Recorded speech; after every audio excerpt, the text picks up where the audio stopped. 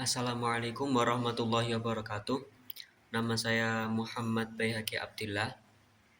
Saya dari Prodi PAI kelas PAI 1B akan menjelaskan tentang kebahagiaan menurut Al-Farabi dan Imam Al-Ghazali. Untuk memenuhi tugas filsafat kali ini. Baik, saya akan menjelaskan dari sudut pandang dari Al-Farabi kebahagiaan. Jadi Al-Farabi berpendapat yang pertama yaitu kebahagiaan adalah tujuan akhir, bukanlah sebuah alat. Maksudnya bagaimana? Kita boleh membayangkan kita bekerja bertujuan untuk mendapatkan uang. Nah, uang itu kita gunakan untuk membeli makanan. Dan makanan itulah yang kita dapatkan. Makanan yang kita makan itu kita makan agar kita kenyang. Semua itu adalah alat untuk mencapai sesuatu yang lain. Kerja untuk mendapatkan uang, makan untuk kenyang, minum untuk meredakan haus, menghilangkan haus. Tapi kebahagiaan menurut Al-Farabi adalah satu-satunya hal yang kita inginkan hanya karena kita ingin bahagia. Jadi tidak ada lagi setelah itu. Itulah mengapa ia disebut dengan absolute good atau kebahagiaan mutlak. Yang kedua, bahagia itu seperti keahlian menulis. Al-Farabi mempunyai perumpamaan yang sangat menarik, yaitu kebahagiaan itu seperti seni menulis. Jadi seseorang tidak disebut penulis hanya karena dia tahu cara memegang pulpen, tapi dia juga harus terus berlatih, terus menulis setiap hari, sampai menulis itu menjadi kebiasaan otomatis yang akan dirasakan indah. Begitu juga kebahagiaan, kita tidak otomatis merasakan bahagia hanya karena kita tahu apa itu benar. Kita harus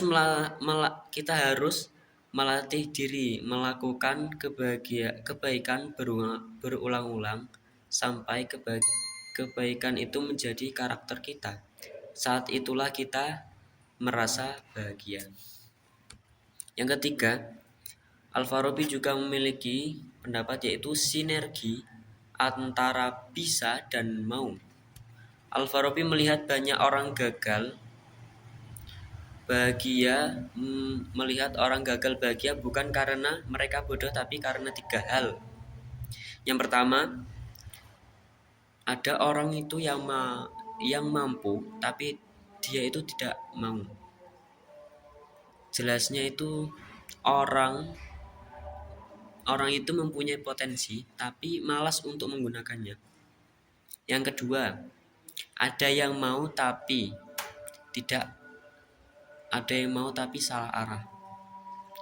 Dia ingin bahagia tapi mencarinya itu di tempat yang salah. Atau juga dia mungkin hanya mengejar kesenangan fisik saja. Yang ketiga, ada yang tujuannya benar tapi caranya salah.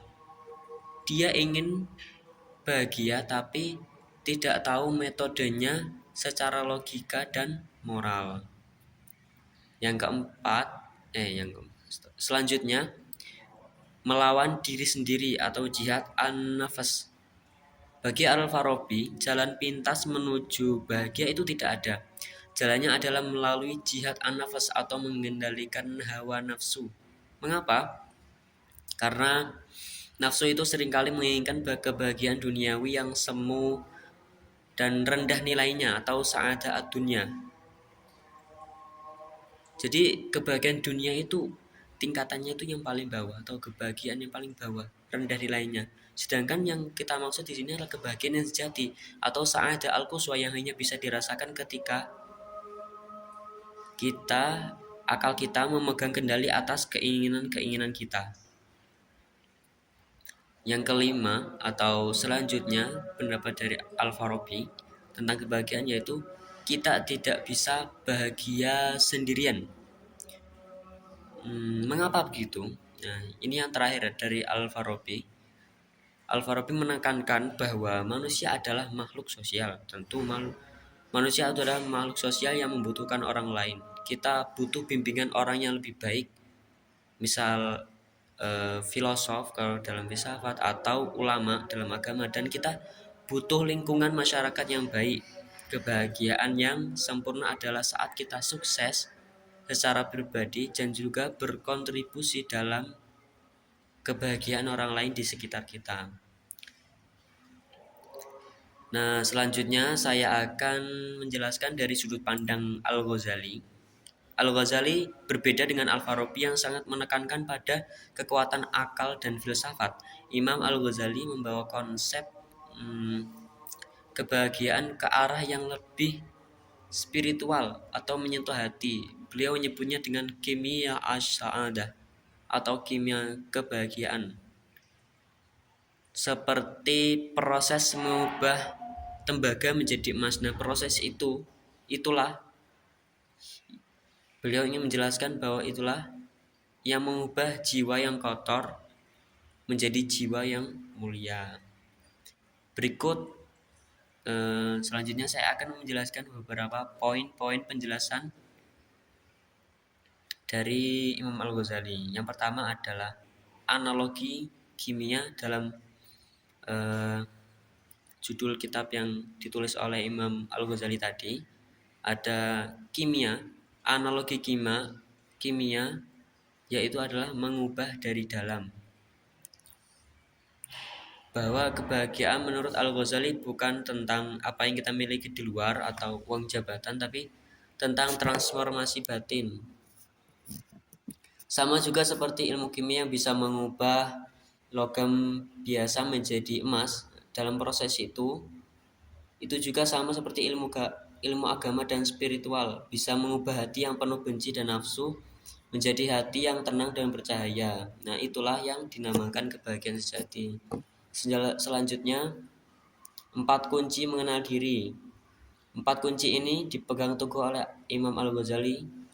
Beliau mengatakan bahwa seseorang tidak akan pernah bahagia kalau tidak memegang 4 kunci ini. Yang pertama yaitu ada mengenal diri sendiri. Karena sumber kebahagiaan adalah Tuhan, maka tidaklah dia mungkin bahagia tanpa mengenal tahu siapa kita sebenarnya, bukan cuma raga tapi roh. Kita harus tahu apa yang membuat roh kita lapar dan apa yang membuatnya kenyang.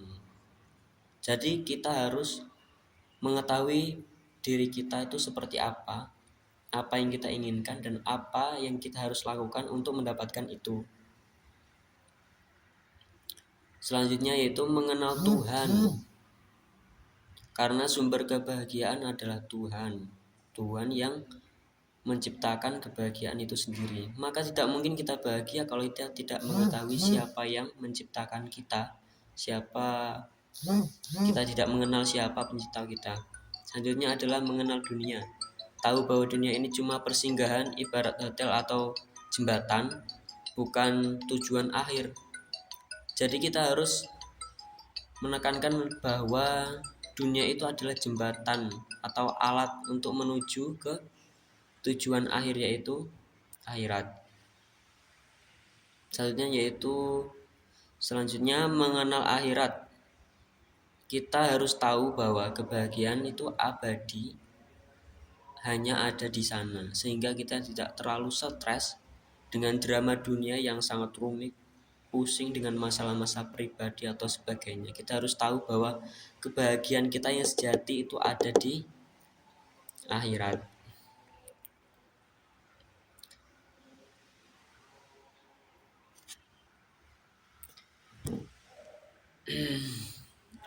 Pendapat dari Imam Al-Ghazali juga ada ini, hati sebagai raja, anggota tubuh sebagai prajurit. Imam Al-Ghazali ingin kita paham bahwa perumpamaan ini itu menjelaskan tentang bagaimana cara kita mengontrol diri. Di dalam diri kita ada hati yang seharusnya menjadi raja, nafsu dan amarah adalah prajuritnya. Masalah itu terjadi ketika hati atau raja itu didikte oleh nafsu dan amarah itu sendiri yang akan membuat hancur. Orang yang bahagia adalah orang yang hatinya kuat, memerintah nafsunya untuk tetap di jalur yang benar. Selanjutnya ada kebahagiaan adalah mengenal keindahan Tuhan atau ma'rifatullah. Imam Al-Ghazali menjelaskan bahwa setiap indera punya kesenangannya masing-masing. Mata senang melihat yang indah, telinga senang mendengar sesuatu yang merdu. Lalu apa kesenangan hati? Kesenangan tertinggi hati adalah mengenal kebenaran atau mengenal Tuhan. Itulah kebahagiaan yang tidak akan pernah hilang, bahkan setelah kita mati. Selanjutnya, bahagia itu sembuh dari penyakit hati. Jadi bahagia itu adalah kesembuhan dari penyakit hati yang kita miliki. Kesembuhan itulah yang dinamakan kebahagiaan.